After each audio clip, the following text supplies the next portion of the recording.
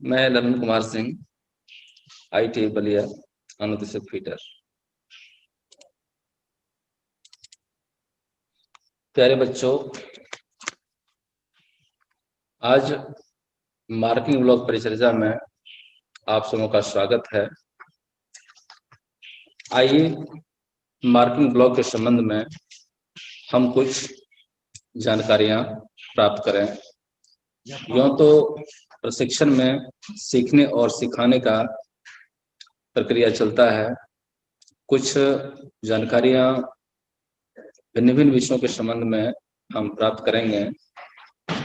जब प्रशिक्षण में बच्चे का आगमन होता है, प्रारंभिक प्रथम दृष्टया जब आप प्रशिक्षण में सम्मिलित होते हैं तो सबसे पहले एक मार्किंग कार्यों का संपादन किया जाता है। प्रशिक्षण में मार्किंग कार्यों के संपादन के लिए भिन्न भिन्न प्रकार के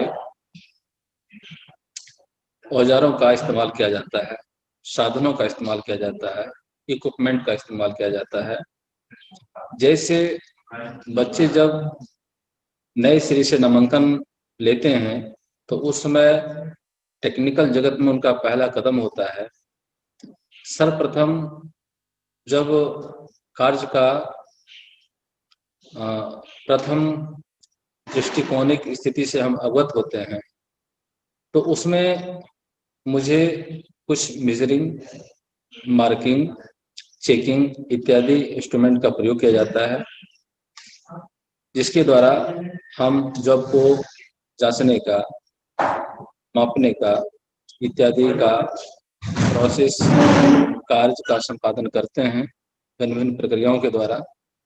तो उसी क्रम में, इसी कड़ी में, इसी बिंदु में जब हम आगे बढ़ते हैं तो एक मार्किंग करने का औजार, मार्किंग करने का साधन, जिसके द्वारा, जिन साधनों के द्वारा हम मार्किंग का कार्य संपादन करते हैं उसको मार्किंग टूल्स के नाम से जानते हैं। मार्किंग टूल्स वैसा इक्विपमेंट, वैसा साधन जिसके द्वारा हम मार्किंग का कार्य संपादन करते हैं। तो आइए मार्किंग टूल्स के संबंध में कुछ जानकारियां मुझे होनी चाहिए, मुझे प्राप्त करनी चाहिए और इसमें सहभागिता आप लोगों की भी होनी चाहिए सीखने और सिखाने की पद्धतियों में।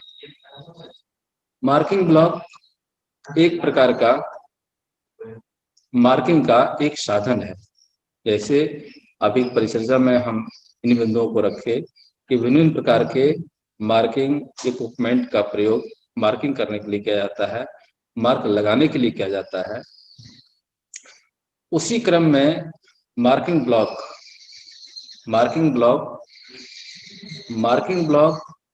जिसको हम स्क्राइबिंग ब्लॉक के नाम से भी जानते हैं, इसका प्रयोग, इसका उपयोग, इसका एक्सपेरिमेंट जॉब पर मार्किंग करने, मशीन पर जॉब को सेट करने तथा जॉब को गाइड करने के लिए इस इक्विपमेंट का, मार्किंग ब्लॉक का, इसको सरफेस गेज कहते हैं, सरफेस गेज का हम प्रयोग करते हैं। तो आइए मार्किंग ब्लॉक क्या है इसके संबंध में हम चर्चा किए। पुनः एक बार हम इस बिंदु को दोहराना चाहेंगे कि मार्किंग ब्लॉक एक प्रकार का मार्किंग का साधन है जिसके द्वारा हम किसी भी जॉब पर मार्किंग करते हैं या मशीन के ऊपर जॉब को सेट करने तथा जॉब को गाइड करने के लिए इसका प्रयोग करते हैं। अब मार्किंग ब्लॉक के अगले बिंदु में जब हम प्रवेश करते हैं कि मुझे मार्किंग ब्लॉक के संबंध में और क्या जानकारी लेनी चाहिए, तो मार्किंग ब्लॉक में सबसे पहला कदम हम आता है या हम रखते हैं तो मुझे ये जानकारी होनी चाहिए कि मार्किंग ब्लॉक या सरफेस गेज यह किस चीज का बना होता है। यह कास्ट आयरन और स्टील का बना होता है। मार्किंग ब्लॉक या सरफेस गेज किस किस चीज का बना होता है? यह कास्ट आयरन और कास्ट स्टील का बना होता है। उसके बाद जब हम अगले बिंदु पे ध्यान रखेंगे तो इसमें आप ये देखेंगे कि मार्किंग ब्लॉक कितने प्रकार के होते हैं।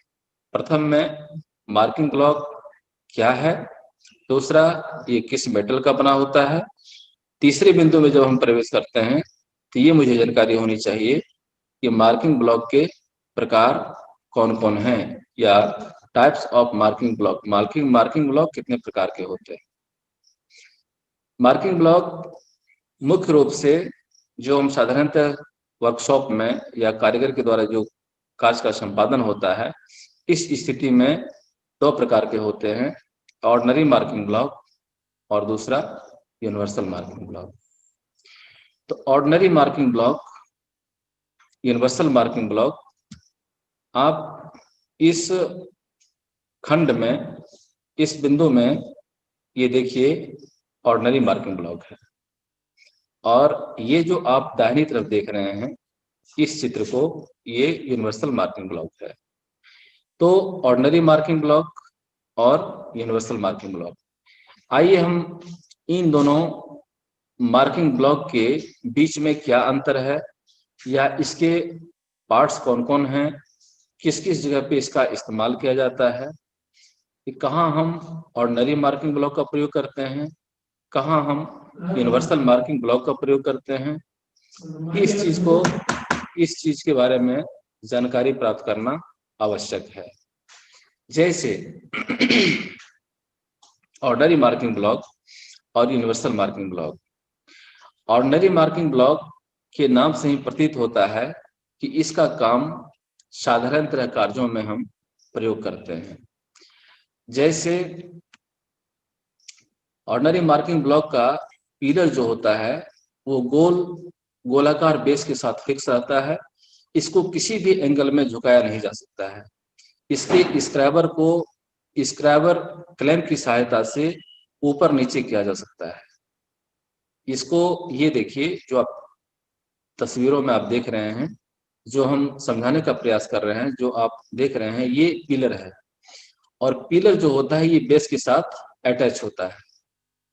किसमें? ऑर्डिनरी मार्किंग ब्लॉक में। तो इसको निश्चित माप पर सेट करने में समय भी काफी लगता है, क्योंकि इसको हाथ से हम एडजस्ट करते हैं। इसमें कोई गाइड पिन या रॉकर आर्म नहीं होता है जिसकी सहायता से हम इसको ऊपर नीचे या आगे पीछे हम कर सकते हैं। ये फिक्स होता है। फिक्स की स्थिति में जब हम स्क्रैबर को एडजस्ट करेंगे तो वो हाथ से ही करेंगे। ये जो आप नट देख रहे हैं, इसकी ये टाइटनिंग नट जो है ये स्क्रैबर को फिक्स करता है, और इसको किसी भी निश्चित माप पे सेट करने के लिए हम हाथ का ही इस्तेमाल करेंगे। हाथ से इसको एडजस्ट करना पड़ेगा या फिक्स करना पड़ता है। इसके बनिस्बत जब हम इसके पार्ट्सों पे ध्यान देंगे तो इसमें मुख्य रूप से ये एक बेस, ये ऑर्डिनरी मार्किंग ब्लॉक आप देख रहे हैं, ये बेस है, ये स्पेंडल है। स्पेंडल जिसको हम लोग एक छोटी शब्दों में हम पिलर भी कर सकते हैं, ये पिलर है, और ये स्क्रैबर है। ये जो आप देख रहे हैं ये स्क्रैबर है। ये स्पेंडल बेस के साथ फिक्स होता है, इसको हम किसी भी एंगल में झुका नहीं सकते हैं, आगे पीछे नहीं कर सकते हैं, फॉरवर्ड बैकवर्ड नहीं किया जा सकता है, इसलिए ये फिक्स होता है। लेकिन स्क्रैबर को हम एडजस्ट कर सकते हैं, इस अपने हाथों के द्वारा इसको एडजस्ट करके हम मार्किंग का कार्य करते हैं। जैसे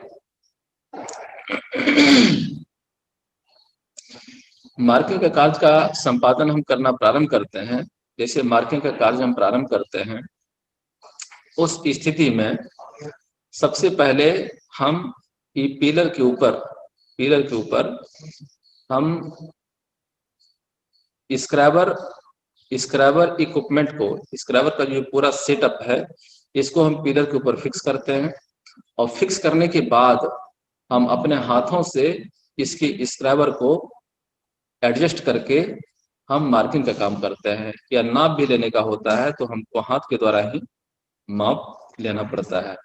इसमें सबसे बड़ी कठिनाई होती है कि हम मेजरमेंट को सही माप लेने में हाथों का हम व्यवहार करते हैं, तो इसलिए इससे कार्य करने में मुझे आसानी होती है, आसानी नहीं होती है। ऑर्डिनरी मार्किंग ब्लॉक से कार्य करने में मुझे कठिनाई होती है, इससे आसानी से माप हम नहीं ले सकते हैं। दूसरा, यूनिवर्सल मार्किंग ब्लॉक। चलिए इस परिचर्या में एक बार फिर हम इस बिंदु को दोहराते हैं कि ऑर्डिनरी मार्किंग ब्लॉक का पिलर गोलाकार बेस के साथ फिक्स रहता है, इसको किसी भी एंगल में झुकाया नहीं जा सकता है। इसके स्क्रैबर को या स्क्रैबर क्लैंप को स्क्रैबर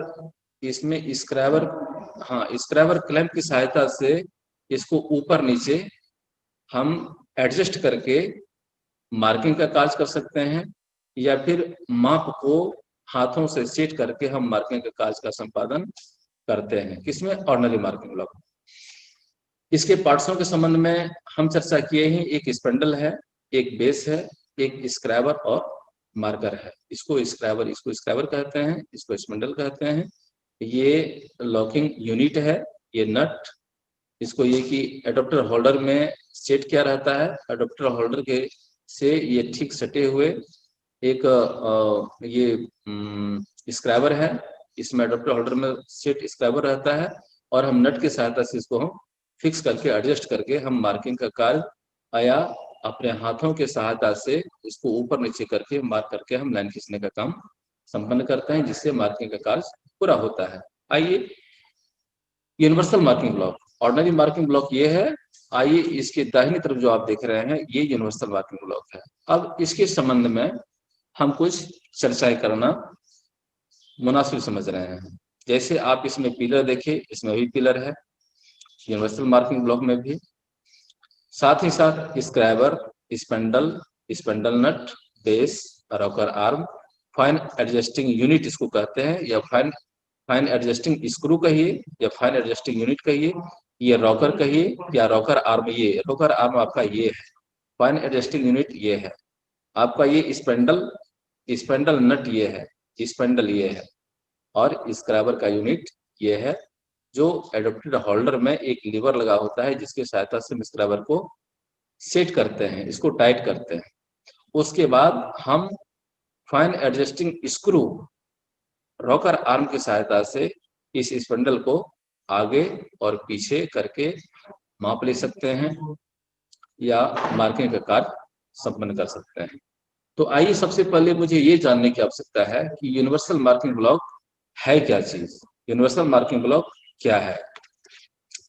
यूनिवर्सल मार्किंग ब्लॉक, इसका आयताकार, ये जो आयताकार आप देख रहे हैं, ये आयताकार बेस कास्ट आयरन का बना होता है, इसमें भी ग्रुप कटा होता है। इसके पिलर को एंगल कोण में झुकाया जाता है। इसके पिलर को एडजस्टिंग स्क्रू द्वारा एडजस्ट करके स्क्रैबर को शीघ्र किसी निश्चित माप पर सेट किया जा सकता है। इसके स्क्रैबर को एडजस्ट करके किसी निश्चित माप पर हम सेट कर सकते हैं। यूनिवर्सल मार्किंग ब्लॉक के बेस में 2 गाइड पिन लगे होते हैं, जो बेस के साथ पिलर में एडजस्ट किए गए स्क्रैबर को सही माप में लाने हेतु गाइड करता है। जैसे आप ये देखिए इस चीज को, ये फाइन एडजस्टिंग स्क्रू है, रॉकर आर्म है। ये फाइन एडजस्टिंग स्क्रू पूरा ये रॉकर आर्म के साथ अटैच होता है, जो ये गाइड करता है किसको? स्पेंडल को, जो आगे और पीछे करके हम माप लेते हैं।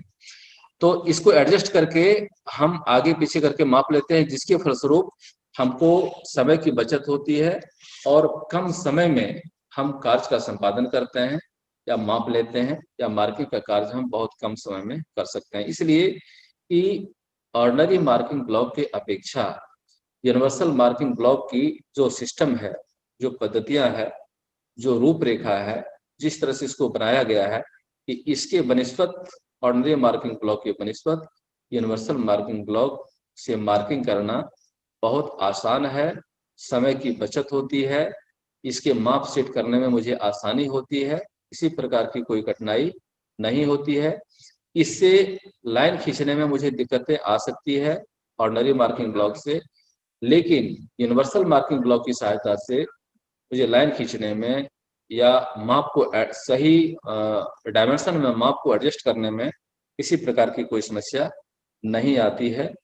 कम समय में समय की बचत करके हम माप ले सकते हैं। तो इसके पार्ट्सों के बारे में हम जानकारी प्राप्त किए। Ordinary marking block, universal marking block के पार्ट्स के संबंध में भी चर्चाएं हुई। अगर हम चाहेंगे कि एक बार और इस पृष्ठभूमि पर हम प्रकाश डाल दें, एक एटलीस्ट बहुत सूक्ष्म समय में, कम समय में, आइए ये एक स्पेंडल है, ये सबसे पहले ऑर्डिनरी मार्किंग ब्लॉक है, ये यूनिवर्सल मार्किंग ब्लॉक है। ऑर्डिनरी मार्किंग ब्लॉक में स्पेंडल, ये स्क्राइबर, ये बेस, ये जो कि पिलर इसके साथ अटैच है। आइए यूनिवर्सल मार्किंग ब्लॉक, सबसे पहले बेस जो आयताकार है, ये गोलाकार है। इसका ऑर्डिनरी मार्किंग ब्लॉक का बेस गोलाकार है और ये देखिए यूनिवर्सल मार्किंग ब्लॉक का बेस आयताकार है। तो ये आयताकार, इसमें fine adjusting unit rocker arm, आइए स्पेंडल नट, दूसरा स्पेंडल, तीसरा स्क्राइबर। तो स्क्राइबर जो है वो स्पेंडल के साथ ये क्या है, मैच नहीं है, बल्कि इसको हम ये कर सकते हैं कि स्क्राइबर स्पिंडल के ऊपर एडजस्ट है। इसमें ये जो देख रहे हैं, ये एक लीवर बना हुआ रहता है, जो ये लीवर इस तरफ, लीवर के सहायता से हम स्क्राइबर को इसको एडजस्ट करते हैं, जिसके सहायता से हम आसानी से मार्किंग का कार्य संपादन करते हैं। लेकिन सबसे मुख्य चीज जो यूनिवर्सल मार्किंग ब्लॉक में जानने के लिए है, ये fine adjusting unit, fine adjusting screw भी कहते हैं इसको, फाइन एडजस्टिंग यूनिट भी कहते हैं, जो रॉकर आर्म के साथ अटैच होता है।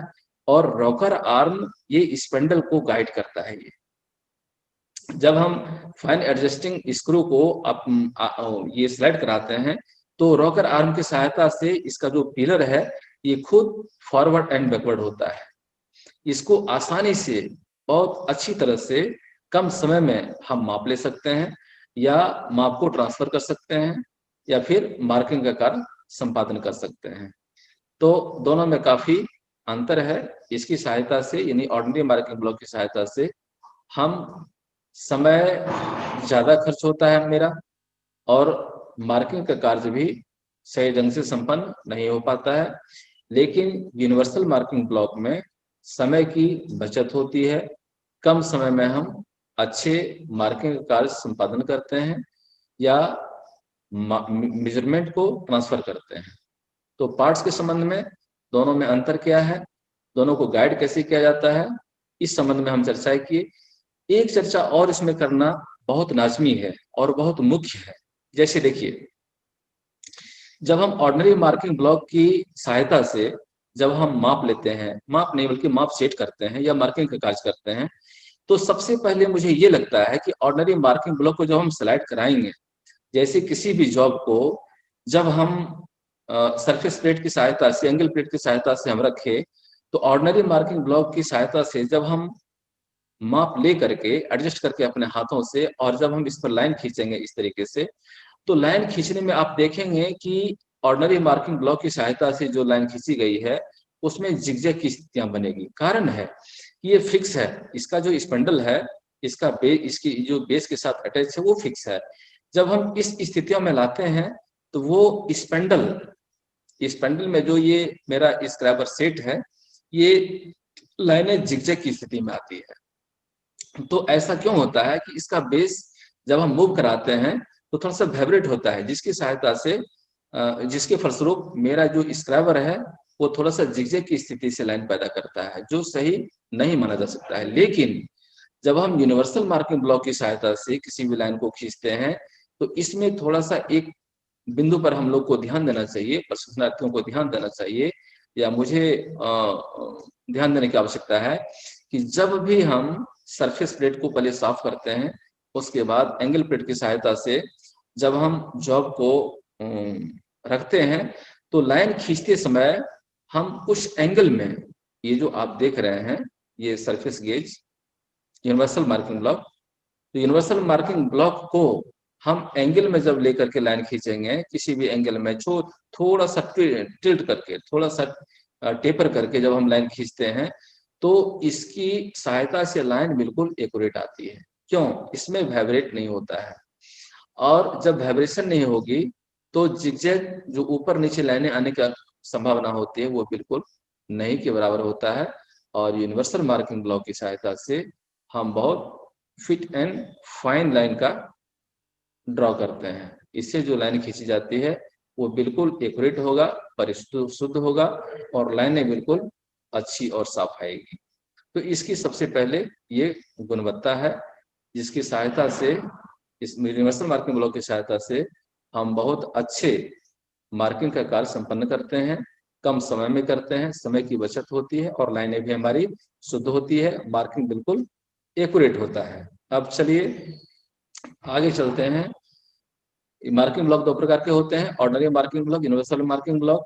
पार्ट्स के संबंध में भी चर्चा की, कैसे मार्किंग की स्थितियां पैदा होती है, कैसे मार्किंग करते हैं, इसके संबंध में जानकारी लिए। अब आगे आइए इन बिंदुओं के संबंध में हम चर्चा करें।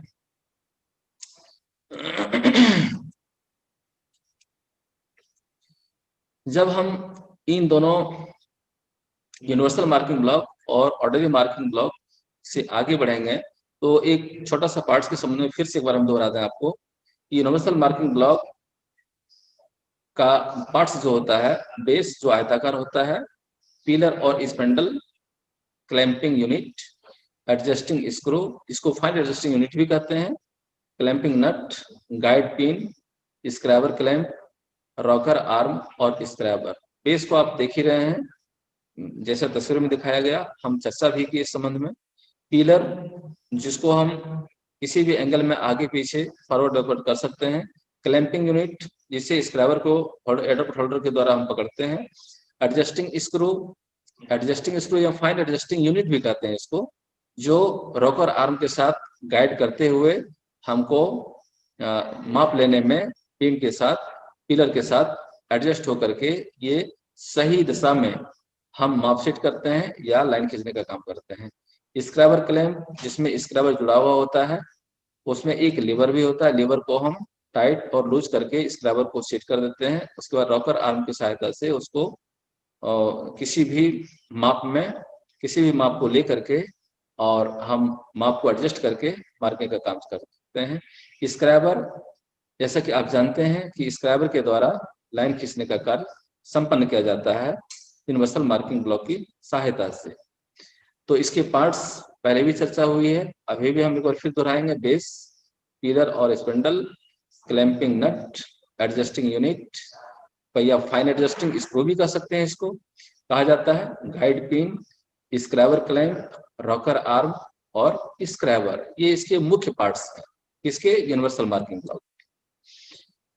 अब आते हैं process of marking. Process of marking, जैसा कि शब्दों से प्रतीत होता है कि मार्किंग करने का तरीका क्या है, मार्किंग करने के क्या तरीका है, प्रोसेस क्या है मार्किंग करने का। तो सबसे पहले जब किसी भी जॉब को हम बनाते हैं, बनाने के पूर्व में हम कुछ ऐसे क्रिया, कुछ कारीगरों को या मुझे जॉब बनाने के दरमियान में कुछ ऐसी कार्य क्रिया करनी पड़ती है जिससे जिस प्रकार का लेआउट, जिस प्रकार का ड्राइंग दिया हुआ रहता है, सेम उसी प्रकार का मुझे सबसे पहले मार्किंग करने की आवश्यकता पड़ती है। एज पर ड्राइंग, जिस प्रकार का ड्राइंग दिया गया है उसी प्रकार का हम मार्किंग करने का प्रयास करते हैं, और जितनी परिशुद्धता में हमारी मार्किंग होगी, जॉब की गुणवत्ता उतनी ही अच्छी होगी। अगर मार्किंग हमारा सही रहा तो हम गुणवत्तापूर्ण जॉब को बना सकते हैं या बनाते हैं। सब मार्किंग के ऊपर ही यूं कहें कि मार्किंग के बिना कोई भी कार्य का सही ढंग से संपादन करना बहुत मुश्किल है। इसलिए सबसे पहले मार्किंग कैसे किया जाता है, मार्किंग किस विधि से हम करेंगे, या कैसे मार्किंग का संपादन करेंगे, मार्किंग कार्यों का संपादन कैसे करेंगे, इसके बारे में जानकारी मुझे होनी चाहिए। तो सबसे पहले किसी जॉब पर मार्किंग करना कारीगर की कार्यकुशलता पर निर्भर करता है। कहने का मतलब ये है कि जितनी मुझे जानकारी होगी जितने हम अच्छी तरह से मार्किंग करने के संबंध में जानकारियां प्राप्त करेंगे, हमारा मार्किंग उतना बेहतर होगा, और जब मार्किंग हमारा बेहतर होगा तो उतनी ही अच्छी हमारी जॉब होगी, उतनी अच्छी हम जॉब बना सकते हैं। तो कुछ सुझाव ऐसा दिया गया है जो मार्किंग के प्रोसेस में बहुत कारगर सिद्ध होता है, और आइए हम इस बिंदु पर चर्चा करें। सबसे पहला है कि जॉब को बनाने के पूर्व ड्राइंग को अच्छी तरह से समझना चाहिए। अगर जॉब बनाने के पहले हम दी गई ड्राइंग को नहीं भली-भांति समझेंगे, दी गई ड्राइंग की अगर स्थितियों से हम अवगत नहीं होंगे, तो हम मेरे द्वारा जो जॉब का संपादन किया जाएगा, वह सर्वथा अशुद्ध होगा, परिशुद्धता में नहीं होगी। मुझे जानकारी ना होने के कारण हम उस जॉब को सही अंजाम नहीं दे पाएँगे। मेरे द्वारा जॉब का कार्य का संपादन, जॉब बनाने की जो प्रक्रियाएँ हैं, उसमें मुझे विफलता ही नज़र आएगी। तो सबसे पहले मुझे जॉब बनाने के पूर्व उसकी ड्राइंग के बारे में भली-भांति जानकारी ले लेनी चाहिए कि मेरा हम जो जॉब बनाने जा रहे हैं उसकी ड्राइंग मुझे समझ में आ रही है, नहीं आ रही है। अगर नहीं आ रही हो तो सबसे पहले उसके संबंध में मुझे अच्छी तरह से जानकारी होनी चाहिए, समझ लेनी चाहिए। जब जानकारी हो तो हम कार्य का आगे बिंदुओं पर प्रकाश डालें। तो सबसे पहले क्या है, बनाने वाले जॉब के बनाने वाले जॉब की ड्राइंग जो है वो अच्छी तरह से मुझे समझ लेनी चाहिए, ड्राइंग को पढ़ लेनी चाहिए, उसके बाद आगे का काम प्रारंभ करना चाहिए। दूसरा, सबसे पहले जब हम ड्राइंग को समझ लिए तो मेटल जो एमएस फ्लैट मुझे दिया गया है, खासकर फिटर व्यवसाय में एमएस फ्लैट दिया जाता है, जो अक्सर 50 इंटू 9 या 10 mm का होता है, जिसकी चौड़ाई अधिकतम 50 मिलीमीटर एज पर ड्राइंग नहीं, जैसा जॉब हो, लेकिन साधारण तो जो हम लोग अपने कामों में इस्तेमाल करते हैं वो कभी कभी 70 मिलीमीटर वर्थ का भी होता है, कभी 50 मिलीमीटर का भी करते हैं, कभी 40 का भी करते हैं, कभी 30 मिलीमीटर का भी करते हैं, कभी 6 मिलीमीटर मोटी एमएस प्लेट का भी इस्तेमाल किया जाता है, कभी 8 मिलीमीटर का भी हम लोग करते हैं, कभी 10 मिलीमीटर का भी करते हैं, कभी 12 मिलीमीटर का भी करते हैं। तो जिस as per required drawing job. तो आइए यूनिवर्सल मार्किंग ब्लॉक से जब हम मार्किंग करते हैं तो उसकी क्या पद्धतियां हैं, इस संबंध में हम चर्चाएं करें। तो process of work, process of marking as per required drawing, even drawing जिस प्रकार से मुझे ड्राइंग दी जाती है मार्किंग करने के लिए, हम उसके ड्राइंग को सबसे पहले अवलोकन करते हैं, ड्राइंग को समझते हैं, तत्पश्चात मार्किंग की क्या प्रक्रिया अपनाई जा सकती है, दी गई ड्राइंग के अनुसार उस प्रकार से हम मार्किंग का कार्य संपन्न करते हैं। आइए कुछ मार्किंग करने की जो पद्धतियां हैं, कुछ प्रोसेस है, जो तरीका है, उसके संबंध में हम जानकारी प्राप्त करें। सर्वप्रथम है मार्किंग करने के तरीके में सबसे पहले मुझे ये पता होना चाहिए कि जब किसी भी जॉब की मार्किंग करेंगे तो मार्किंग करने की तरीके के संबंध में कारीगर को जानकारी होनी चाहिए कि मार्किंग हम सर्वप्रथम कैसे करेंगे, उसके बारे में जानकारियां प्राप्त करनी चाहिए। किसी जॉब पर मार्किंग करना कारीगर के इफिशिएंसी, गुणवत्ता, जानकारी, ये बहुत मायने रखता है। तो सबसे पहले मार्किंग करने के पूर्व कारीगर को अच्छी तरह से जानकारी प्राप्त कर लेनी चाहिए मार्किंग के संबंध में, तत्पश्चात मार्किंग का काम प्रारंभ करना चाहिए। दूसरा है कि जॉब को बनाने के पहले ड्राइंग को अच्छी तरह से भली-भांति हम समझ लें, अच्छी तरह से पढ़ लें, जानकारियाँ प्राप्त कर लें, तत्पश्चात हम मार्किंग का काम, मार्किंग का कार्य या मार्किंग की जो अ, कार्यशैली है, पद्धतियाँ हैं, उसके उसके उसको हम भली-भांति प्रारंभ करें। तो पहला क्या है कि कारीगर को उसके बारे में जानकारी होनी चाहिए। दूसरा है कि ड्राइंग को अच्छी तरह से समझ लेनी चाहिए। उसके बाद मेटल को दी दिए गए जॉब के अनुसार मेटल को, जैसे कारीगर को जॉब बनाने के लिए जो मेटल प्रोवाइड किया जाता है, जो मेटल दिया जाता है, उस मेटल के 3 भाग को सबसे पहले 90 डिग्री के अंश में फाइलिंग की प्रक्रिया के द्वारा हम बना लेते हैं। बनाने के बाद जब 3 एंगल जब 90 डिग्री के अंश में हो जाए एमएस फ्लैट का, तो उसके बाद हम इसको फिनिशिंग कर लेते हैं। 3 भाग फाइलिंग के प्रक्रिया के द्वारा जब हम फिनिशिंग कर लेते हैं, तो उसके आगे जो हम प्रोसेस करते हैं, चॉक और वाटर की सहायता से उस पर एक हल्का लैपिंग का कार्य कर देते हैं। लैपिंग के कार्य करने से ये होता है कि मार्किंग की गई लाइन उस पर स्पष्ट और पारदर्शी रूप से साफ सुथरी दिखाई पड़ेगी। तो सबसे पहले क्या है कि मुझे जॉब बनाए जाने वाले ड्राइंग की जानकारी होनी चाहिए, ड्राइंग की समझ होनी चाहिए, ड्राइंग को बढ़िया से समझ लेना चाहिए। उसके बाद एडजेसेंट भाग को, जॉब के बनाए जाने वाले एमएस फ्लैट के जॉब को 3 भाग को हम अच्छी तरह से 90 डिग्री के एंगल में, 90 डिग्री के कोण में बना लेंगे।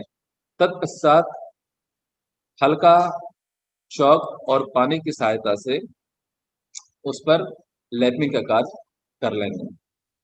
लैपिंग कार्य संपन्न होने के बाद एंगल प्लेट और सरफेस प्लेट की सहायता से सपोर्ट कर लेंगे कि ताकि जॉब आगे पीछे या खिसके नहीं, एक जगह से दूसरी जगह हट ना जाए। इसलिए हम सबसे पहले जॉब को अच्छी तरह से सरफेस प्लेट और एंगल प्लेट की सहायता से सपोर्ट देके एडजस्ट कर लेंगे। उसके पूर्व में थोड़ी सी एक चीज और जानकारी होनी चाहिए मार्किंग प्रोसेस में, कि सरफेस प्लेट को अच्छी तरह से हम साफ कर लेंगे।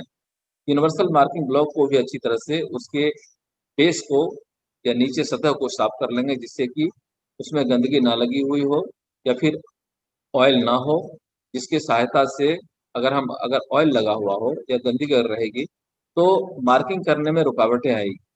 अगर गंदगी रही तो डायमेंशन के ऊपर थोड़ी सी दिक्कत आएगी, डायमेंशन अप एंड डाउन होने की संभावना रहती है। इसलिए कहने का तात्पर्य है कि बिल्कुल साफ और स्वच्छ हो, जिससे कि मार्किंग बिल्कुल नीट एंड क्लीन रूप में आए।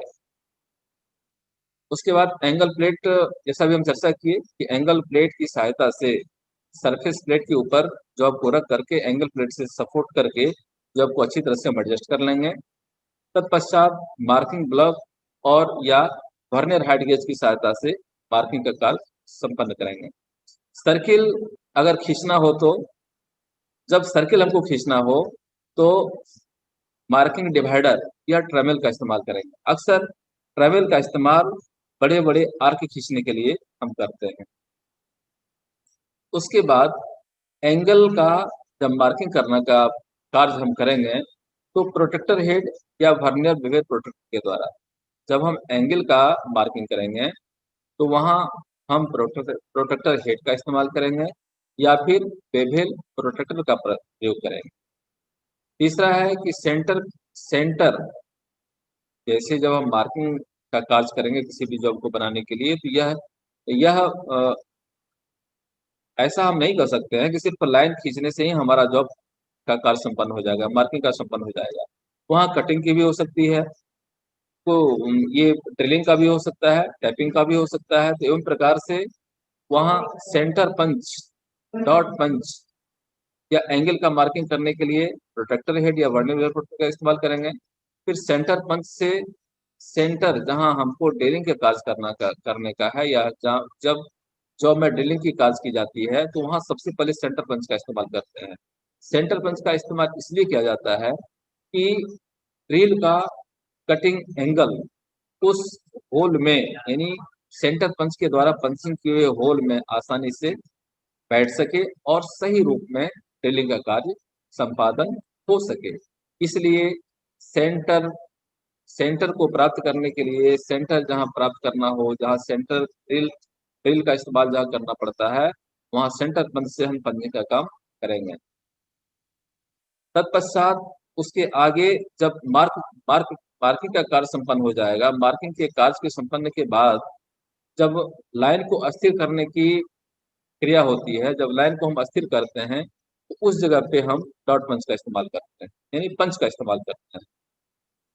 सेंटर पंच का इस्तेमाल वहां करते हैं जहां ड्रिलिंग कार्य की संभावना होती है, ताकि गहरा निशान लगाया जा सके। और गहरा निशान इसलिए लगाया जाता है कि ड्रिल का कटिंग एंगल होल उसमें सही से बैठ सके, तत्पश्चात ड्रिलिंग की क्रिया संपन्न हो सके। तीसरा, जब हम डॉट पंच का इस्तेमाल करते हैं तो लाइन को अस्थिर करने के लिए, लाइन की स्थिति को जब हमको अस्थिर करना पड़ता है तो वहां हम डॉट पंच का इस्तेमाल करते हैं।